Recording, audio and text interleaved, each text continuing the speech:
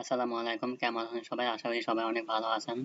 আজকের ভিডিওতে আলোচনা করব কিভাবে টাইটেল, সাবটাইটেল এবং কি আপনার ডিসক্রিপশন কিভাবে দেখতে পারেন বা এটা সম্বন্ধে কিছু বলবো।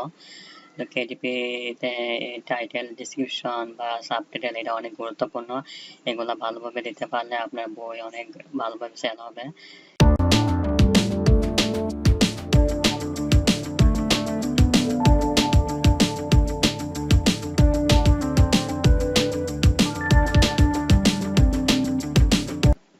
কেডিপি নিয়ে আরো অনেক ভিডিও আপলোড করা আছে, আর আপনারা চাইলে সেই ভিডিওগুলো দেখতে পারেন।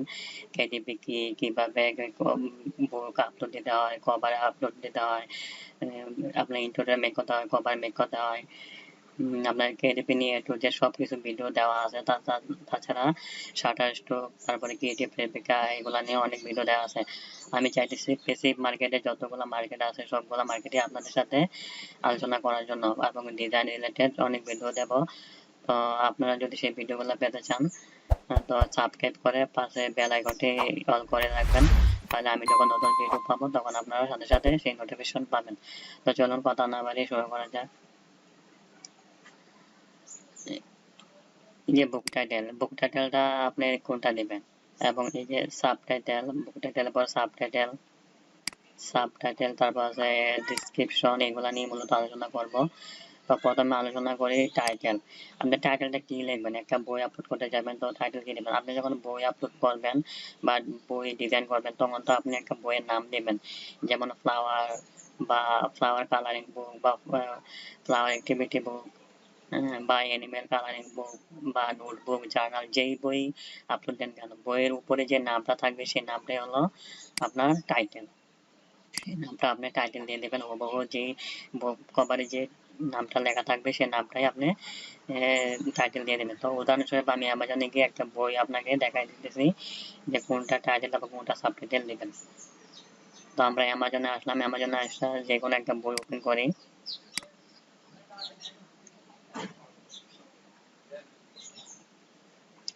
আমরা একটা বই ওপেন করলাম, দেখেন এখানে এখানে একটা কি লেখা আছে, এখানে ফ্লাওয়ার কালারিং বুক লেখা, রিল্যাক্সিং ফ্লাওয়ার কালারিং বুক। এই দেখেন বুকের প্রথমে যে বুকের প্রথম কভারে যে লেখাটা আছে সেটাই তারা টাইটেল দিছে। আমরা আরেকটা বই দেখি।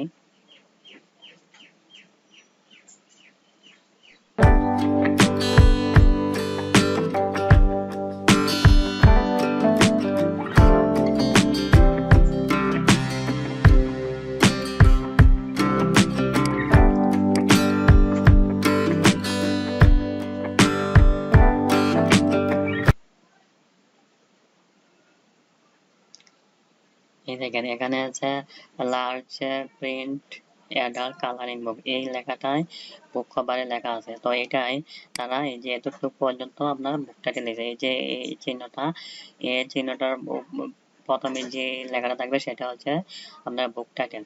এবং সাবটাইটেলটা কোনটা দেবেন? সাবটাইটেল হচ্ছে এই এতটুকু অংশ সাবটাইটেল। এটা আপনার এক এক বই এক এক রকম দেওয়া থাকে। তো আপনি সাবটাইটেলটা আপনি এই যে বুকটা কি নিয়ে, বুকটা এটা নিয়ে একটা ছোট করে একটা আইডিয়া দেবেন। এটা নিয়ে আপনি এটা কিভাবে লিখবেন এগুলা লেখার জন্য আপনার এই যে অ্যামাজনে এসে আপনি যে নিশ নিয়ে কাজ করবেন সেই নিশ নিয়ে আপনি সার্চ করবেন। যেমন আমি এখানে ফ্লাওয়ার কালারিং বুক লিখে সার্চ দিচ্ছি, তো আপনি যদি অ্যানিমেল হয় অ্যানিমেল বুক কালারিং বুক লিখে সার্চ দেবেন, বা নোটবুক লিখে সার্চ দেবেন। আপনি যেই নিশ নিয়ে কাজ করেন বা যে বুক নিয়ে কাজ করতে চাইতেছেন সেই বুক লিখে সার্চ করবেন, তারপরে সেই রিলেটেড কিছু বই আপনি সার্চ করে দেখবেন। আপনার যেগুলা ভালো লাগে সেগুলা কয়েকটা ওপেন করবেন, এভাবে কয়েকটা ওপেন করে আপনারা দেখবেন। কিন্তু কোনো বইয়ের টাইটেল এবং আপনার সাবটাইটেল কোনো প্রকার কপি করা যাবে না। আপনি এইগুলা দেখতে পারেন, এগুলা দেখে আপনি একটা আইডিয়া নেবেন যে এগুলা কিভাবে লিখছে। তো তারা 50টা 60টা এরকম ভালোভাবে কয়েকটা দেখে তারপর একটা আইডিয়া জেনারেট করবেন আপনি, তারপর আপনি আপনার মতো করে একটা সাবটাইটেল লিখবেন। টাইটেল কপি করলে কোনো সমস্যা নাই, তারপরেও যারা বেস্ট সেলারের বইয়ের কোনো কিছুই আপনার কপি করা যায় না। যদি কপি করেন তাহলে কিন্তু আপনার অ্যামাজন আপনার বইটা পাবলিশ করতে দেবে না, বা আপনার অ্যাকাউন্টের সমস্যা হতে পারে। তো আর তারপর টাইটেল মিলে গেলে কোনো সমস্যা নাই, আপনি একটি ফ্লাওয়ার কালারিং বুক থেকে অনেকগুলা বই আপলোড দিতে পারেন। তারপরে আপনার সাবটাইটেলটা কোনো অ্যামাজনে আপলোড করা আছে এরকম কোনো বইয়ের সাথে মিলতে পারবে না, আপনার সাবটাইটেলটা একদম আলাদা হতে হবে। এমনকি আপনি আগে যে বইগুলো আপলোড করেছেন সেই বইয়ের সাথেও আপনার সাবটাইটেলটা মিল থাকতে পারবে না, অর্থাৎ আপনি একটা সাবটাইটেল দিয়ে একটা বই আপলোড দিতে হবে। হ্যাঁ, আবার মার্কেট প্লেসে যে বইগুলো আপলোড দেওয়া আছে, অন্য মানুষরা যে বইগুলো আপলোড করা আছে তাদের সাবটাইটেলের সাথেও কোনো মিল থাকতে পারবে না। আপনি যদি মনে করেন 10টা বই আপলোড দেন, আজকে 10টা বই আপলোড দেবেন, 10টা সাবটাইটেল 10 রকম হতে হবে। হ্যাঁ, কিছুটা মিল থাকতে পারে, সমস্যা নাই, কিন্তু হুবহু মিল থাকতে পারবে না। আপনি যদি হুবহু মিল থাকে তাহলে আপনি যদি 10টা বই আপলোড দেন তাহলে অ্যামাজন এটাকে একটা বই হিসাবে ধরে নেবে, কিন্তু আপনি আপলোড দিয়েছেন 10টা, কিন্তু ওরা মনে করবে যে একটা বই আপলোড। তো সেই জন্যই একটা সাবটাইটেল নিতে হবে।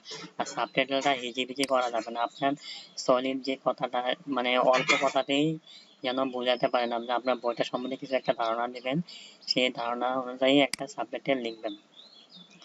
তো এই জন্য আপনার 10, 12, 20, 25টা বই দেখবেন, ওপেন করে দেখবেন যে কোন বইটা কিরকম সাবটাইটেল লিখছে, এরকম আপনারা দেখবেন যে এগুলা সাবটাইটেলটা কিভাবে লেখছে, এগুলা নিয়ে একটা আইডিয়া নিয়ে আপনি সাবটাইটেলটা লিখবেন নিজের মতো করে। আর সাবটাইটেলটা যদি আপনার কিওয়ার্ড নিয়ে বেশি বেশি কিওয়ার্ড দেন, তো এগুলোর জন্য কিন্তু স্প্যামিং হয়, বা এটার জন্য আপনার কিন্তু অ্যাকাউন্ট টার্মিনেট হয়ে যেতে পারে। আসলে একবার টার্মিনেট হলে বা অনেক সময় পার্মানেন্ট টার্মিনেট হয়ে গেলে কিন্তু আপনার অ্যাকাউন্টটা ফিরিয়ে আনতে অনেক কষ্ট হবে, অনেক সময় ফিরিয়ে আনা যায় না। তো টেম্পোরালি যদি আপনার ইয়ে করে তাহলে ফিরিয়ে আনা যায়, তাও অনেক কষ্টে আনা যায়। আর যদি পার্মানেন্ট আপনার টার্মিনেট করে দেয় তাহলে কিন্তু আপনার অ্যাকাউন্টটা ফিরিয়ে আনা যাবে না। তো সতর্কতার সাথে আপনার সাবটাইটেল লিখবেন। আর টাইটেলটা তো বললামই, টাইটেলটা হচ্ছে আপনার বইয়ের উপরে যা লেখা থাকবে সেই লেখা অনুযায়ী আপনার টাইটেলটা দিবেন। মানে মোট কথা হলো আপনার কভারের উপরে যে লেখাটা থাকবে সেটি আপনার টাইটেল দিবেন। আশা করি বুঝতে পারছেন। তো টাইটেল, সাবটাইটেল লেখা, আর সাবটাইটেলটা অনেক লেখা আছে অপশনাল, এটা না দিলে হয়, কিন্তু আমার মতে এটা দেওয়া ভালো, কারণ এটা আপনার বইটা র্যাঙ্ক করতে অনেক সহযোগিতা করবে। এটা আপনার বইটা অনেক সার্চ র্যাঙ্কে আসার জন্য সম্ভাবনা বেশি যদি আপনি সাবটাইটেল দেন। টাইটেল সাবটাইটেল গেল, আপনি নিশ্চয়ই বুঝতে পারছেন। তো এখন আমি ডিসক্রিপশন নিয়ে আলোচনা করি। ডিসক্রিপশনটা কি দেবেন? এই ডিসক্রিপশনটা আসলে এটা দিলে হয় না দিলে হয়, তো দিলে ভালো। আপনি ডিসক্রিপশন হচ্ছে এইটা হচ্ছে আপনার বইটা সম্বন্ধে কিছু লিখবেন, যে বইটা এই দেখেন তারা কি লিখছে, এই দেখেন এরকম করে ডিসক্রিপশন কয়েকটা দেখবেন। এত বড় না দিলেও হয়, আপনার এত বড় দিলে আসলে কাস্টমার পড়তে পড়তে অনেক বিরক্ত হয়ে যাবে। আপনি জাস্ট কিছু এতটুকু কিছু লেখা লিখে দিবেন, বা এই যে কয়েকটা বই ওপেন করে দেখবেন জাস্ট ডিসক্রিপশন তারা কিভাবে লিখছে, এগুলা এটা হচ্ছে ডিসক্রিপশন, এরকম করে লিখবেন। এই যে এইটুকু ঠিক আছে, এটার মতন দেবেন। যেখানে আপনি প্রথমে কিছু বইটা সম্বন্ধে কিছু লিখবেন, এই বইটা সম্বন্ধে কিছু অল্প কয়েকটা লিখবেন, লিখে ছেড়ে বুক রিভিউ ছাড়ে আপনারা দেখবেন এই যে বিগ ফ্লাওয়ার আর্টওয়ার্ক, তারপরে এটা কত ইঞ্চিতে বইটা, কত মাপের সাইজের বইটা এটা, তারপরে এই যে আপনার বুক পেজ কতগুলা, এগুলো এইভাবে লিখবেন। এই যে তারা এইভাবে লিখছে, এই যে এরকম ভাবে লিখবেন। তো এইগুলো হচ্ছে ডিসক্রিপশন। আশা করি বুঝতে পারছেন কিভাবে লিখবেন। আপনারা বেশি বেশি করে অ্যামাজনে এসে বুক সার্চ করবেন, আপনারা যে রিলেটেড বই আপলোড দিতে চান সেই রিলেটেড বই আপনি সার্চ করবেন, তারপরে সেই বইয়ের যে টাইটেল, সাবটাইটেল, ডিসক্রিপশন এগুলা খেয়াল করবেন তারা কিভাবে লিখছে। কিন্তু একটা কথা বারবার বলেছি, আপনারা কিন্তু কোনো বইয়ের কোনো কিছু কপি করবেন না, আপনারা জাস্ট আইডিয়া নেবেন। আইডিয়া নেওয়ার পরে আপনার যেভাবে ভাল লাগে সেইভাবে আপনি নিজের মতো করে লিখবেন, লিখে তারপরে সাবটাইটেল, তারপরে টাইটেল, ডিসক্রিপশন এগুলো আপনারা লিখবেন।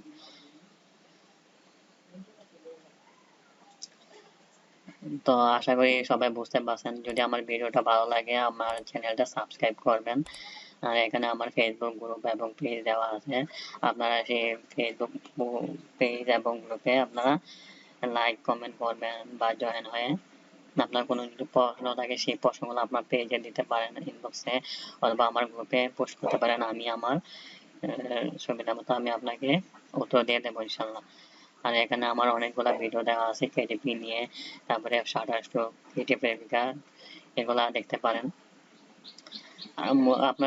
আপনারা যদি কেডিপিটা নতুন হয়ে থাকেন, আমার কেডিপির যে প্রথম থেকে যদি আপনার কেডিপি প্লেলিস্ট প্রথম থেকে যদি আপনার শেষ পর্যন্ত ভিডিওগুলো দেখেন, আশা করি আপনারা কেডিপি কেডিপি বিজনেসটা শুরু করতে পারেন।